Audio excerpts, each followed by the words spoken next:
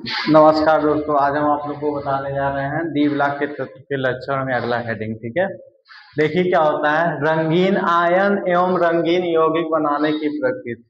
तो देखिए D block के तत्व रंगीन आयन और रंगीन यौगिक बनाते हैं। देखिए जैसे डी ब्लॉक के तत्वों के आयन तथा यौगिक जिनमें डी उपकोष अपूर्ण होते हैं उन्हें हम रंगीन आयन कहते हैं। ठीक है, तथा इनसे बनने वाले यौगिक के को रंगीन यौगिक कहते हैं।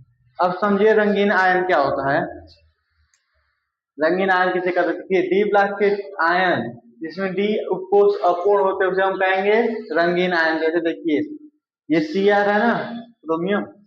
अब देखिए इसका इलेक्ट्रॉनिक विन्यास किया 1s2 2s2 2p6 3s2 3p6 3d5 4s1। ठीक है, अब यहाँ देखिए 24 है ना, इसका परमाणु क्रमांक 24 होता है। अब यहाँ देखिए प्लस 2 आयन है तो इसमें 2 इलेक्ट्रॉन हम निकाल देंगे। ठीक है, तो देखिए एक इलेक्ट्रॉन हम S से निकाल दिए और एक इलेक्ट्रॉन D से निकाल दिए, तो D पे कितना हो गया 5।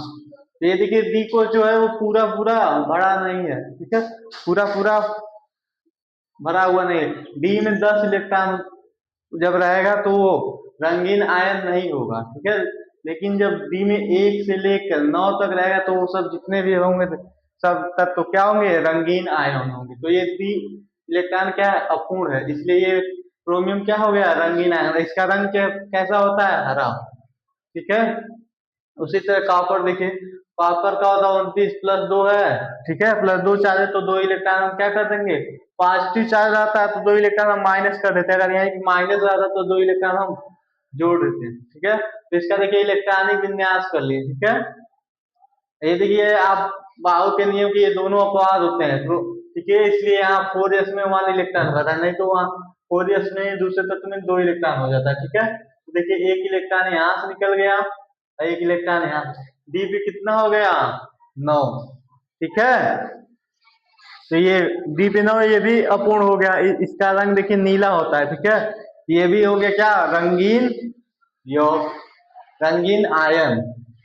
अब देखिए इससे बनने वाला यौगिक, ये देखिए इससे ये यौगिक बना है ना, इसी को हम कहेंगे रंगीन यौगिक। ठीक है, वापस ये यौगिक बना। ठीक है, तो इसी को हम करेंगे रंगीन यौगिक। और यहाँ देखिए निकिल का, इस पे देखिए भी प्लस 2 चार्ज है, 2 इलेक्ट्रॉन 28 होता है इसका परमाणु क्रमांक, 2 इलेक्ट्रॉन हम माइनस कर देंगे। ठीक है, तो देखिए इसका इलेक्ट्रॉनिक विन्यास के लिए 1s2 2s2 2p6 3s2 3p6।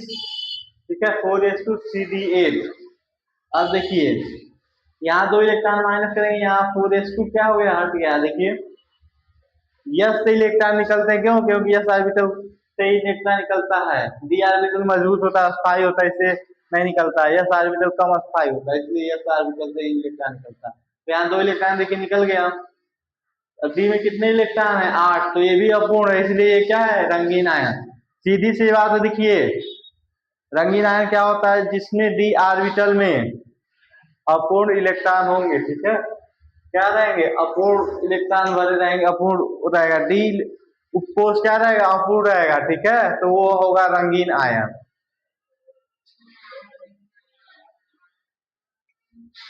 अब देखिए क्वेश्चन में कभी कभी पूछ देता है। ठीक है, निम्नलिखित में से कौन सा रंगहीन संकुल आयन है? इसमें रंगहीन पूछ रहा है।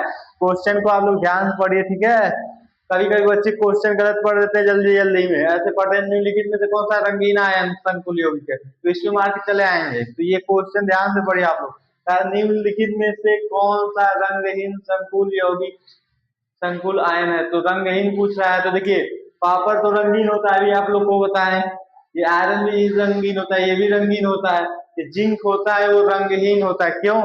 क्योंकि देखिए जिंक का परमाणु क्रमांक 30 होता है। इसका जब इलेक्ट्रॉनिक विन्यास करेंगे तो डी पे 10 इलेक्ट्रॉन भरता है, पूर्ण रूप से पूर्ण भरा होता है। ठीक है, तो इसलिए ये क्या है रंगहीन आयन है। समझ में आया?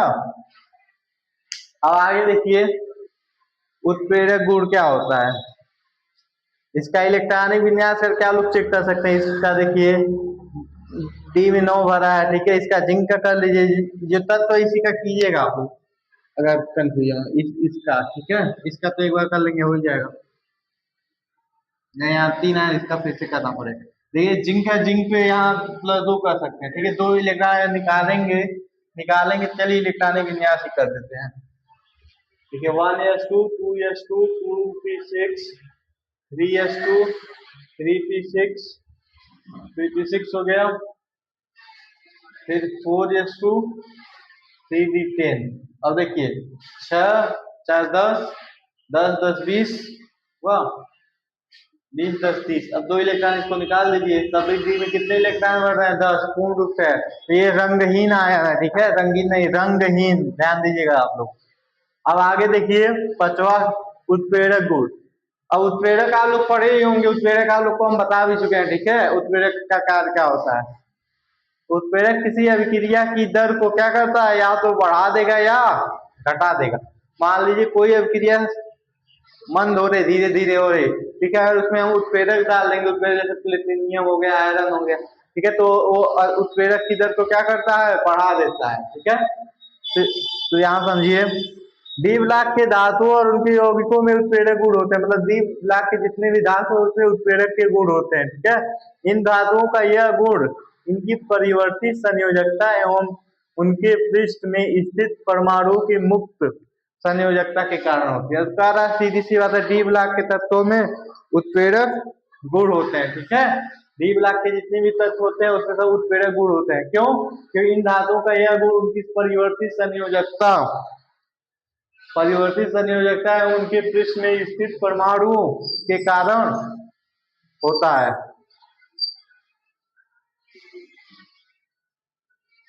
ठीक है, अब देखिए अगला, देखिए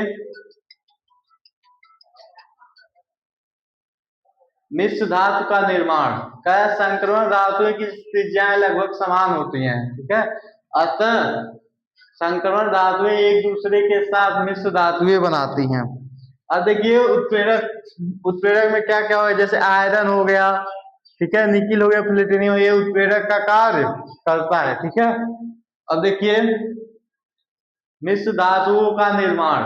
संक्रमण धातुओं की त्रिज्याएं लगभग समान होती हैं, अतः संक्रमण धातुएं एक दूसरे के साथ मिश्र धातुएं बनाती हैं, ठीक है।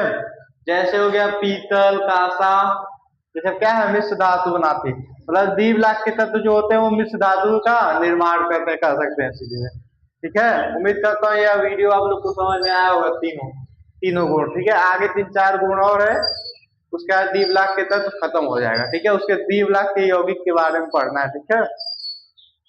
हमारे वीडियो को ज्यादा से ज्यादा आप लोग लाइक, शेयर और चैनल को सब्सक्राइब कर दीजिए, ठीक है।